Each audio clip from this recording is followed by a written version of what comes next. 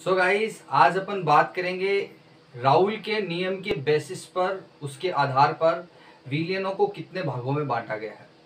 तो मैं आपको बताऊं, राउल के नियम पर आधारित अगर बात करें तो अपन कहेंगे कि विलियन दो प्रकार के होते हैं, एक आदर्श विलियन और एक होते हैं अनादर्श विलियन। तो सबसे पहले अपन डिस्कस करते हैं आदर्श विलियन की। देखो, आदर्श विलियन क्या होते हैं उसके बारे में अपन बात करेंगे। और एक आपका होता है अनादर्श विलियन, नॉन आइडियल सॉल्यूशन। एक आइडियल सॉल्यूशन और एक है अनादर्श विलियन, आइडियल नॉन आइडियल सॉल्यूशन। तो ये कहा जाता है कि समस्त ताप एवं सांद्रता की परास पर अगर राउल के नियम की कोई विलियन पालना करता है तो वो विलियन आदर्श विलियन है, और अगर समस्त ताप एवं सांद्रता की परास पर राउल के नियम की अगर कोई विलियन पालना नहीं करता है तो वो अनादर्श विलियन है। अब देखो क्या हुआ, आपने ये कहा कि ऐसे विलियन जो समस्त ताप सांद्रता परास पर राउल के नियम की पालना करे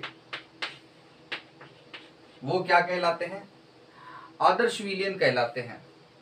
और जो समस्त ताप एवं सांद्रता पर, समस्त ताप सांद्रता परास पर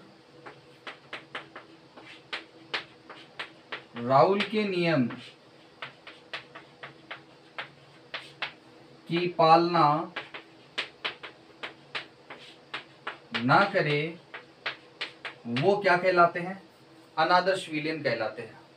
ठीक, अब तुम लोगों ने लास्ट लेक्चर में ये पढ़ रखा है कि राउल ये कहता है कि मान लीजिए आपके पास में दो घटक हैं, घटक ए और घटक बी। घटक बी को विलेय मानते हैं और घटक ए को मैंने विलायक कहा था। ठीक है, हार्ड एंड टफ रूल नहीं है, ऐसे ही माना है। एक को ए दूसरे को बी कहा है। दोनों घटक को आपस में अगर अपन मिला दें और मिलाकर के एक विलियन तैयार करें, यानी ए बी विलियन बन जाए जिसमें घटक ए और बी दोनों मौजूद हैं। ये जो विलियन बना है, इस विलियन पर अगर अपन कहें कि राउल के नियम के अनुसार ये वाष्पित होगा और इसकी साम्य अवस्था पर वाष्प की सतह पर एक दाब लगाएगा जो पी ए और पी बी दाब कहलाएंगे। घटक ए जो है वो पी ए आंशिक दाब लगाएगा और घटक बी जो है वो पी बी आंशिक दाब लगाएगा। तो ये जो आंशिक दाबों के मान हैं, ये राउल के नियम के अनुसार पी ए का मान जो होता है वो P naught A X B के बराबर, पी एक्स एक्स ए के बराबर होता है। और इसी प्रकार से जो पी बी का मान होता है, ये लास्ट टाइम पढ़ चुके हैं अपन, P naught B X B के इक्वल होता है। यानी कि पी टोटल का मान P A plus P B के बराबर होता है, या यूं कह दो कि P A naught X A plus P naught B X B इसके बराबर होता है। एक ही बात है। तो अगर कोई विलियन इस तरह से राउल के नियम की पालना करे कि वास्तव में उनके आंशिक दाबों के मान, यानी पी ए और पी बी के मान P naught A X A और P naught B X B के बराबर है हर सांद्रता परास पर और हर टेम्परेचर पर, तो वो विलियन जो होगा वो राउल के नियम की पालना कर रहा है और वो विलियन एक आदर्श विलियन कहलाएगा, आइडियल सॉल्यूशन कहलाएगा, एक आदर्श विलियन कहलाएगा। क्लियर। और यदि ये आप कह दो कि वास्तव में पी ए जो है वो P naught A X A के बराबर नहीं है, इसका मतलब इस घटक ए का विलियन में आंशिक दाब पी ए जो है वो पी नोड ए और एक्स ए के बराबर नहीं है समस्त ताप और सांद्रता पर। ठीक है, तो इसका मतलब इसी प्रकार से आप कहोगे पी बी बी इक्वल नहीं है P naught B X B के। एक्स बी के। तो इसका मतलब कि ये विलियन हर कंडीशन पर राउल के नियम की पालना नहीं कर रहा है। ऐसा विलियन क्या कहलाएगा? अनादर्श विलियन कहलाएगा। यहाँ पे तो क्या हो रहा है, हर ताप पर, हर सांद्रता पर ये वास्तव में पी ए बराबर होगा P naught A X A के, पी बी बराबर होगा P naught B X B के। यानी ये तो राउल के नियम की पालना कर रहा है और ये पालना नहीं कर रहा है। तो आप मुझे बताओ, क्या P जो टोटल है वो PA प्लस PB के बराबर होगा क्या? आप कहोगे सर नहीं होगा। तो फिर बताओ, क्या आप इसको ऐसे लिखोगे क्या? P total P naught A X A plus P naught B X B, ये वैल्यू रख दी मैंने यहाँ पे, क्या ये भी P टोटल के बराबर होगा क्या? आप कहोगे नहीं सर, ये भी बराबर नहीं होगा। तो ऐसा विलियन क्या कहलाएगा? अनादर्श विलियन कहलाएगा। तो ये पहली शर्त है अनादर्श विलियन होने की। इसी तरह से आदर्श विलियन होने की पहली शर्त है। क्लियर? इसके बाद में अपन बात करते हैं नंबर 2 कंडीशन की कि आदर्श विलियन क्या होगा। देखो, आपने घटक A लिया और घटक B लिया। मान लीजिए घटक 2 लीटर है A और घटक B भी 2 लीटर है। तो बताओ विलियन अगर यदि 4 लीटर प्राप्त हो रहा है, माना है एक तरह से, तो वो आदर्श विलियन है। इसका मतलब कि विलियन का आयतन कितना होना चाहिए? तो आप कहोगे घटक A के आयतन और घटक B के आयतन के योग के बराबर हो तो वो आदर्श विलियन है। अगर मान लीजिए घटक A 2 लीटर है और B भी 2 लीटर है, लेकिन एक दूसरे में मिलाने के बाद में सगुणन हो गया, मतलब आपस में अणु जुड़ने लगे, तो वो जगह कम घेरेंगे और उसकी वजह से आयतन कम हो जाएगा। या फिर दोनों को मिला देने से एक वाष्पशील होकर के, वाष्पित होकर के उड़ने लगा तो ज्यादा जगह घेरने लगेंगे, जिसकी वजह से आयतन बढ़ जाएगा। यानी वियोजन चालू हो जाने से अणुओं की संख्या बढ़ जाएगी, जिससे वो ज्यादा जगह घेरेंगे तो आयतन बढ़ जाएगा। तो ऐसी कंडीशन में आप कह दोगे कि विलेय और विलायक को मिला देने से आयतन जो होता है वो दोनों के योग के बराबर नहीं होगा, या तो कुछ कम होगा या ज्यादा होगा। ऐसी कंडीशन में विलियन फिर क्या कहलाएगा? आदर्श नहीं कहलाएगा, बल्कि क्या कहलाएगा? अनादर्श विलियन कहलाएगा। बात समझ में आ रही है? आई थिंक बात समझ में आ रही होगी। क्या है कि राउल्ट के नियम के अनुसार आपने पहली कंडीशन बताई, दूसरी कंडीशन में ये कहा कि सर ये जो विलियन बना है इस विलियन का आयतन कितना हो। तो मैंने कहा दोनों घटकों के आयतन के योग के बराबर हो। जैसे ये 1 लीटर है, ये 2 लीटर है, तो इसका कितना होगा? 3 लीटर होगा। ये 3 लीटर है, ये 4 लीटर है, तो इसका कितना होगा? ये 5 लीटर होगा। इसका 3 लीटर है, ये 2 लीटर है, तो इसका 5 लीटर होना चाहिए। कहने का मतलब घटक A और घटक B दोनों के आयतन को जोड़ दो, दोनों के आयतन के योग के बराबर इस विलियन का आयतन हो तो वो आदर्श विलियन है। और अगर कम ज्यादा हो जाए तो इसका मतलब वो आदर्श नहीं है, बल्कि कैसा विलियन होगा? अनादर्श विलियन होगा।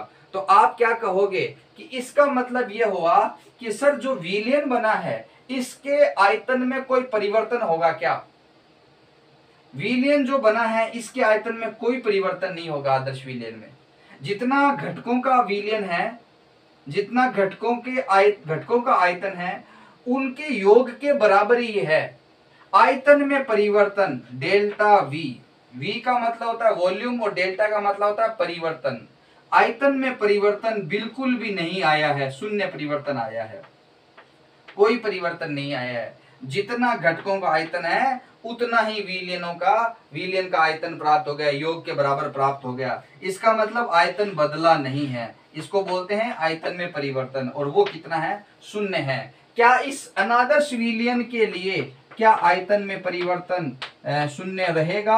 आप कहोगे नहीं, इनके आयतन या तो बढ़ जाएंगे या घटकों को मिला देने से आयतन क्या हो जाएंगे? कम हो जाएंगे। ऐसी कंडीशन में आप कह दोगे आयतन में परिवर्तन इनके लिए शून्य के इक्वल नहीं होगा, बल्कि या तो कुछ चेंज आएगा, कुछ परिवर्तन होगा आयतन में कुछ परिवर्तन हो जाएगा। ऐसा विलियन जो होगा वो आपका अनादर्श विलियन कहलाएगा। तीसरी कंडीशन अनादर्श विलियन के लिए, तीसरी कंडीशन आप कह सकते हो ये है तीसरी कंडीशन। आपके पास में 2 घटक हैं A और B। आप बताओ, दो घटक है ए और बी, दोनों को आपने इसमें मिलाया, विलयन बन गया। अब कई बार क्या होता है कि दो घटकों को यानी विलय और विलायक को मिला करके जब हम विलयन बनाते हैं तो कई बार तो अभिक्रिया ऊष्मा क्षेपी हो जाती है और कई बार अभिक्रिया इसकी विपरीत यानी ऊष्मा शोषी हो जाती है, और कई बार जो है ऊष्मा का ना तो उत्सर्जन होता है ना अवशोषण होता है। तो अगर दोनों घटकों को अगर आप मिला करके अगर विलयन बना रहे हो तो उस विलयन में ना तो ऊष्मा निकले और ना वो विलयन बाहर से ऊष्मा ले, यानी ना तो ऊष्मा का उत्सर्जन करे और ना ही ऊष्मा का अवशोषण करे। ऐसी परिस्थिति में ऐसा विलयन जो होगा वो आदर्श विलयन कहलाएगा। ये आदर्श विलयन होने के लिए तीसरी परिस्थिति है। अब अगर मान लीजिए दोनों घटकों को मिला दिया, मिलाने पर जो विलयन बन रहा है, इस विलयन में आप कहे तो या तो थोड़ी ऊष्मा का अवशोषण करे वो विलयन बनने पर, घटकों को मिलाने पर, या फिर दोनों घटकों को मिला देते ही ऊष्मा क्षेपीय अभिक्रिया हो जाए, यानी कि ऊष्मा का उत्सर्जन होने लगे। तो फिर ऐसी कंडीशन में ऊष्मा की हानि या ऊष्मा को प्राप्त करना हो जाएगा। तो फिर ऐसी परिस्थिति में विलयन जो है वो अनादर्श विलयन कहलाएगा, आदर्श विलयन नहीं कहलाएगा। अच्छा, एक बात बताइए, आप सोचिए कि या ना तो ऊष्मा का उत्सर्जन हो रहा है दोनों को मिलाने से आदर्श में, और ना ही अवशोषण हो रहा है, तो ऊष्मा हीट एंथैल्पी में परिवर्तन, देखो H का मतलब होता है पूर्ण ऊष्मा या एंथैल्पी या हीट, और डेल्टा का मतलब होता है परिवर्तन। ये कितना रहेगा? आप कहोगे सर परिवर्तन बिल्कुल नहीं होगा, यानी ये घटक आपस में मिलने पर ना तो ऊष्मा छोड़ेंगे ना ऊष्मा को अवशोषित करेंगे, परिवर्तन शून्य रहेगा। तो हम कह देंगे डेल्टा H का मान कितना रहना चाहिए? शून्य रहना चाहिए आदर्श विलयन के लिए। लेकिन अनादर्श विलयन में जब दोनों घटकों को आपस में मिलाते हैं तो या तो ऊष्मा का अवशोषण होगा या उत्सर्जन होने लग जाए। तो ऐसी परिस्थिति में ऊष्मा का मान में परिवर्तन आ जाएगा, यानी डेल्टा H शून्य नहीं रहेगा, थोड़ा बहुत परिवर्तन कुछ ना कुछ प्राप्त होगा, यानी आप कह सकते हो delta H not equal to 0 रहेगा। आई बात समझ में? ये इस अनादर्श विलयन के लिए तीसरी परिस्थिति है। चौथी परिस्थिति क्या है?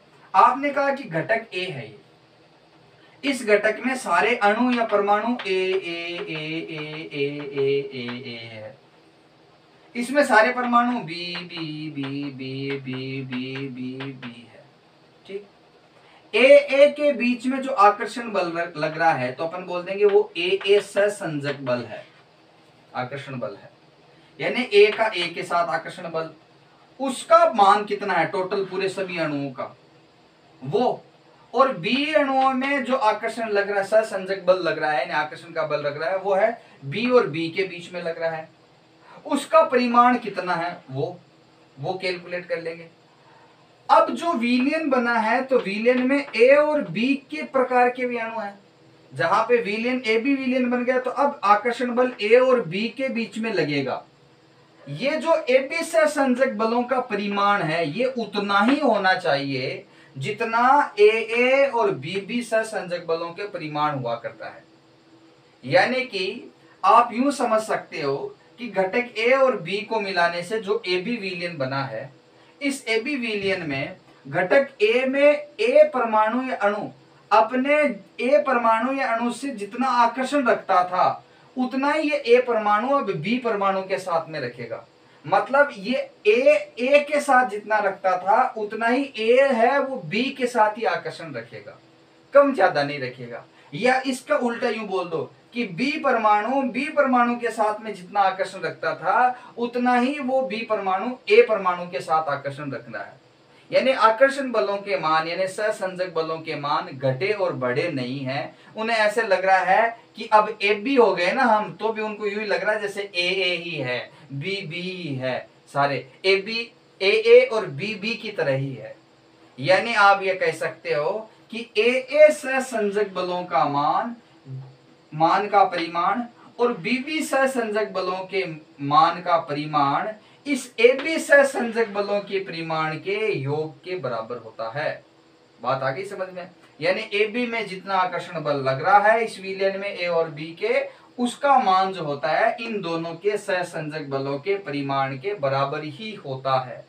अगर ऐसा हो रहा है तो वो विलयन आदर्श विलयन है। ये आदर्श विलयन होने के लिए चौथी कंडीशन है। बात आई समझ में?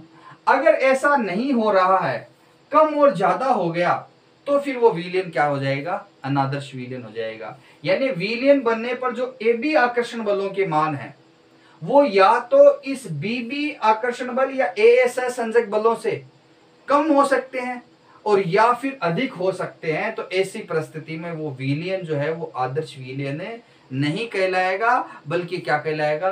अनादर्श विलयन कहलाएगा। तो ये अनादर्श विलयन के लिए भी 4 परिस्थितियां होगी। बात आई समझ में? तो सबसे पहले बात आपको ये ध्यान रखना है कि आदर्श विलयन वे होते हैं जो समस्त ताप और सांद्रता परास पर राहुल के नियम की पालना करते हैं। अर्थात इन जो ए बी आपके पास में विलयन प्राप्त हो रहा है, इसमें पी ए और पी बी के मान P naught A X A के और पी नोड बी और एक्स बी के बराबर होगा, और इसमें क्या होगा? बराबर नहीं होगा, क्योंकि ये समस्त ताप और सांद्रता पर राहुल के नियम की पालना नहीं कर रहे हैं। इसमें दोनों को मिला दोगे तो आयतन कितना बनेगा? जितने घटकों का आयतन होगा उसके योग के बराबर बनेगा। यानी आयतन में परिवर्तन नहीं आएगा, डेल्टा वी बराबर 0 रहेगा। डेल्टा वी का मतलब था परिवर्तन, परिवर्तन तो हो ही नहीं रहा ना, बिल्कुल नहीं हो रहा, परिवर्तन 0 है। यहाँ पे कुछ ना कुछ परिवर्तन होगा, delta V not equal to 0। और चौथी कंडीशन तीसरी कंडीशन आपकी ये रहेगी कि ना तो उष्मा लेगा ना उष्मा छोड़ेगा, उष्मा में कोई परिवर्तन नहीं होगा, जबकि यहाँ पे उष्मा का अवशोषण भी हो सकता है और उत्सर्जन भी हो सकता है। ये तीसरी कंडीशन है। और चौथी कंडीशन जो है वो है आकर्षण बलों की, सहसंजक बलों की। ए सहसंजक बलों के मान का परिमाण, बी सहसंजक बलों का परिमाण का मान, इन दोनों के परिमाणों का योग इसके ए बी सहसंजक बलों के परिमाण के बराबर होगा। यानी इन दोनों के सहसंजक बलों का परिमाण का योग इसमें ए बी में लगने वाले सहसंजक बलों के परिमाण के बराबर रहेगा। बोलो बात समझ में आई क्या? ये विलयन क्या कहलाएगा? आदर्श विलयन, और ये विलयन क्या कहलाएगा? अनादर्श विलयन। ऐसा नहीं कर रहा है तो वो अनादर्श विलयन है। अब अपन बात करते हैं कि आदर्श विलयन कौन कौन से हो सकते हैं। तो इनको याद रखने का एक तरीका है कि वे विलयन जिनमें जिनके भौतिक और लगभग रासायनिक गुण समान हो, वो सारे घटकों का मिश्रण आदर्श विलयन बना सकते हैं। यूं तो व्यवहार में आदर्श संभव नहीं है, जितने भी विलयन होते हैं वो वास्तविक विलयन होते हैं, लेकिन एक लगभग इन परिस्थितियों को पूर्ण करे, इनकी पालना करे, तो वो विलयन आदर्श विलयन हो सकते हैं। तो इसके लिए अपन कहेंगे कि आप याद रखने के लिए कह दो कि जिनके रासायनिक गुणधर्म और भौतिक गुणधर्म लगभग समान हो वे आदर्श विलयन बनाते हैं। अपन देखते हैं वो कौन कौन से आदर्श विलयन होते हैं। क्लियर? हाँ, तो आदर्श विलयन जो है इसके 6 एग्जाम्पल आपको देखने हैं, और सबको याद रखने का एक आसान तरीका भी मैं आपको बता देता हूं। अनादर्श विलयन चूंकि 2 प्रकार का आगे विचलन दर्शाता है, इसलिए इसके 2 टाइप के एग्जाम्पल बनेंगे। पहले वो विचलन पढ़ेंगे और फिर उस पर उसके एग्जाम्पल अलग अलग पढ़ेंगे। तो इसको आगे ब्रीफली अपन अगले लेक्चर में डिस्कस करेंगे। आदर्श विलयन जो है इसके बारे में देखो क्या है। मैंने ये बताया कि भौतिक गुण और रासायनिक गुण लगभग समान होंगे। देखो एन हेक्सेन और एन हेप्टेन, पहली बात दोनों एल्केन है। देखो हेक्सेन हेप्टेन, इसका मतलब क्या है कि दोनों एल्केन श्रेणी है, और दोनों में देखो एन हेक्सेन सीधी श्रृंखला है, नॉर्मल चेन है, एन हेप्टेन नॉर्मल चेन है। इसका मतलब इनके रासायनिक गुण समान होंगे, भौतिक गुण भी लगभग इनके समान रहेंगे। फिर अपन कहेंगे ये 6 कार्बन की लंबी श्रृंखला और ये 7 कार्बन की लंबी श्रृंखला है। क्लियर है एक तो बात। इसी प्रकार से देखो ज्यादा से ज्यादा अगर परिवर्तन होगा तो वो 1 या 2 कार्बन का परिवर्तन होगा। चूंकि इसमें जितने भी एग्जाम्पल पढ़ेंगे उसमें अभी अपन देखेंगे कि ये लगभग अगर कोई एक श्रृंखला बदल दे तो ज्यादा 1 कार्बन का फर्क है। जैसे यहाँ हेक्सेन में 6 कार्बन है और हेप्टेन में 7 कार्बन है, ये भी सीधी श्रृंखला है, ये भी सीधी श्रृंखला है। तो इसका मतलब घटक ए और बी दोनों एक जैसा ही है, इसलिए दोनों के मिश्रण से जो सहसंजक बलों के मान है वो ज्यादा परिवर्तित नहीं होंगे, आदर्श विलयन बना लेंगे। मेथेनॉल और एथेनॉल, मेथेनॉल से एथेनॉल में आते हैं तो एक कार्बन ज्यादा है। देखो CH3OH है और दूसरा है CH3CH2OH, दोनों एल्कोहल है। तो एल्कोहलों के रासायनिक गुण क्या, धर्म क्या होते हैं, समान होते हैं। तो एक मेथेनॉल है और दूसरा क्या है, एथेनॉल है। एक तो ये हो गया विलेन। भौतिक गुण मैंने कहा थोड़े अलग हो सकते हैं। फिर इसके बाद में अगला 1 क्लोरोब्यूटेन और 1 ब्रोमोब्यूटेन। अब इसमें तो देखो दोनों ही जो है वो 4 कार्बन के हैं। क्लोरोब्यूटेन और ब्रोमोब्यूटेन दोनों ही जो है वो 4-4 कार्बन के हैं। फर्क इतना है कि इसके 1 नंबर पे कार्बन पर क्लोरीन लगा हुआ है और इसका दूसरा जो घटक है उस घटक में 1 नंबर कार्बन पे Br लगा हुआ है।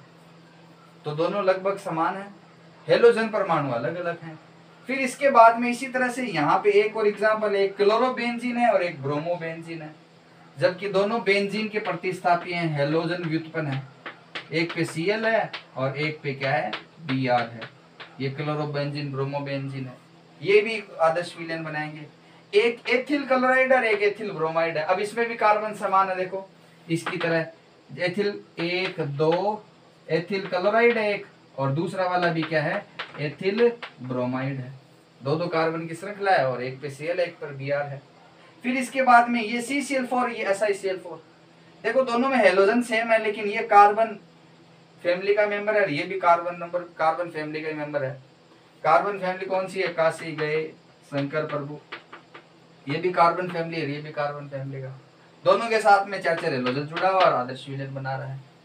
तो हम यूं कह सकते हैं कि आदर्श विलयन में हम ये कहेंगे कि याद रखना बहुत आसान है इनको, क्योंकि फर्क नहीं है कार्बन का। एक कार्बन का ज्यादा फर्क है, या तो हेलोजन चेंज है या फिर एक कार्बन ज्यादा है। इस तरह से तुम 1-2 बार इसको जब देखोगे तो तुम्हें इजीली याद हो जाएगा। अगले लेक्चर में अपन बात करेंगे अनादर्श विलयन की, और उसके अनादर्श विलयन कितने प्रकार से विचलन दर्शाता है और उनके क्या क्या एग्जाम्पल हो सकते हैं उसके बारे में बात करेंगे। ओके गाइस, चलो।